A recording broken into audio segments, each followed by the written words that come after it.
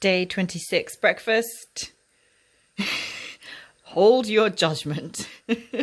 Hold your judgment. Do not judge a book by its cover or a waffle by its colour. I tried a new recipe, and I'm first of all I'm going to eat it, and then I will explain what I've done and how I did it wrong, but hopefully it still tastes okay. Okay, so that was a waffle from my normal waffle recipe. When you've seen me make waffles before, well, you've seen me having made them. And I saw on Instagram the chef that I made the banana pulled pork from, Max Lamanna, did a recipe for pancakes where he said if you have leftover spinach, you can put the spinach in the recipe.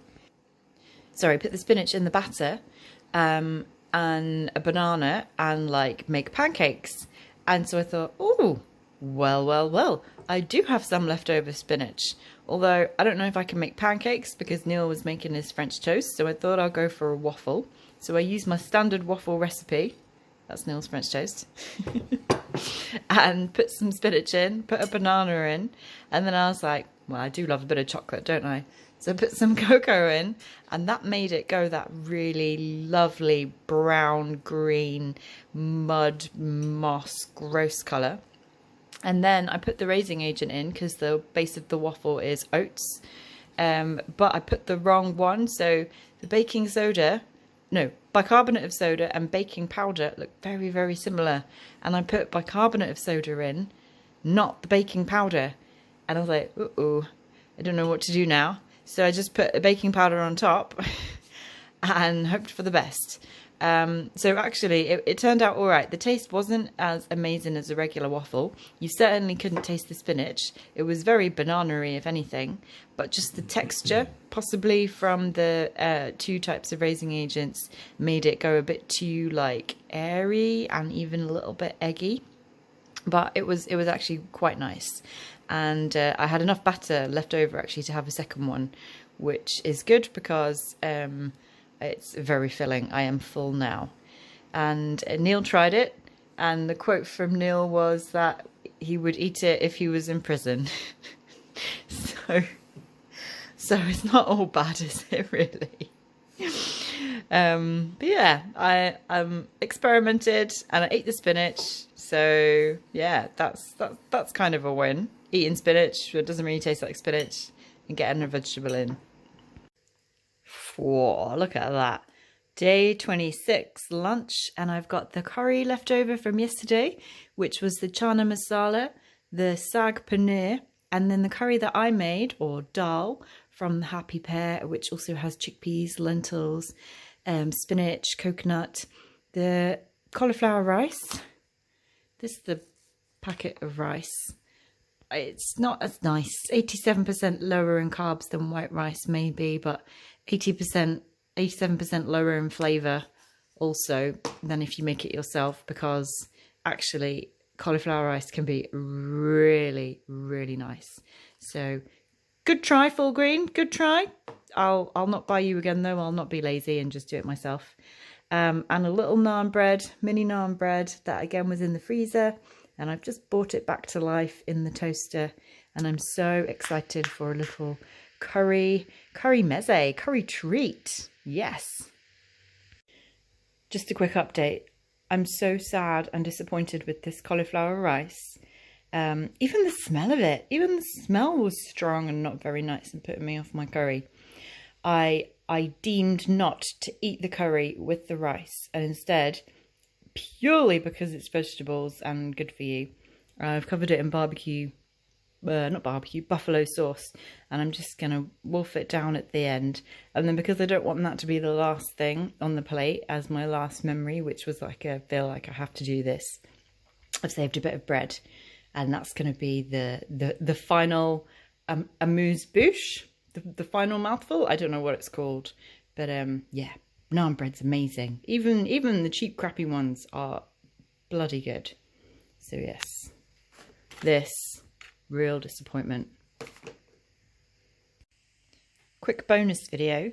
So I tried to make some of my own plant milk because I have been buying them in cartons from the supermarket, and I just thought if it seems relatively simple and easy to make plant milk, then and it tastes good, then I'll give it a go.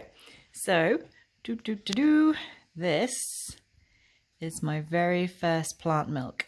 It doesn't look great, I admit. However, it actually is quite tasty. It's from a recipe from the Minimalist Baker, and it's meant to be their take on the Oatly barista milk. So it's made with oats, cashews, coconut flakes, and then they add in a bit of date and salt for taste, and then you just kind of blend it all with water. And then the tricky thing, so that's all easy. I can easily do that. Follow the instructions, follow the ingredients. But the tricky thing is they say you have to strain it. And this is where I lost my patience and the will to live.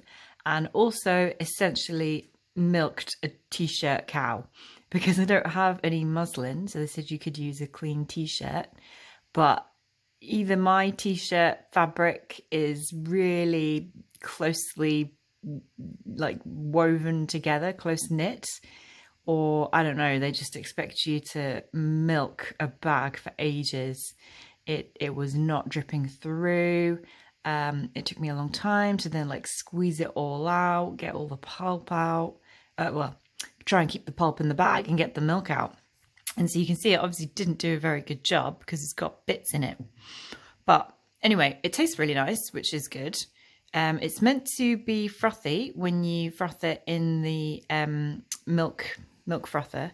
And I would say it's not quite, I mean, it's more frothy possibly than almond milk. I've just given this a good old stir and taken all the froth away, unfortunately. But it's actually a very nice flavour. So I will try. I saw that the banana peel pulled pork guy has a recipe for almond milk, which doesn't require straining. So I might give that a go. And I don't particularly need a frothy coffee. It's nice, but just having something to add to porridge or to coffee that's really tasty and makes the drink itself tasty, then I'll be all for it. So I'll try the no strain one after I finish this. Yeah, fun to try stuff out, although I've made a huge mess in the kitchen. And I feel like that t-shirt is now dead. That t-shirt is now dead to me, all the amount of mess and pulp and gross stuff inside it. I'm not sure how I'm going to get out. It actually tastes very coconutty, which is really nice. Not at all like oats or cashews. I can't remember if I said cashews were in there, but cashews were in there too. So yeah. I bet it's quite calorific though. I'm not sure how much calories come through the straining and like out of the pulp into the milk, but there are some quite high calorie things. So curious, I have no idea. I could be absolutely sabotaging myself. Day 26 dinner, and Alison didn't go to the supermarket this weekend.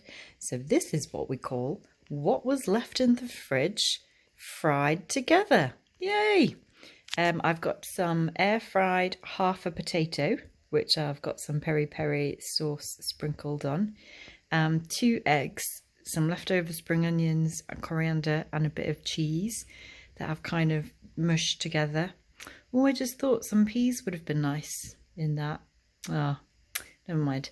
And then I've got Neil's leftover kebab sauces because Cheeky Boy had a kebab last night again, didn't he? Cheeky monkey. So I'm going to dip some of the chips into the sauce, the 3 sauces. And yes, and then I have to go to Sainsbury's tomorrow because I've basically got a cauliflower left in the fridge and that's it. I don't know what I could do cauliflower for breakfast, lunch and dinner. Anyway, fridge fry, yay!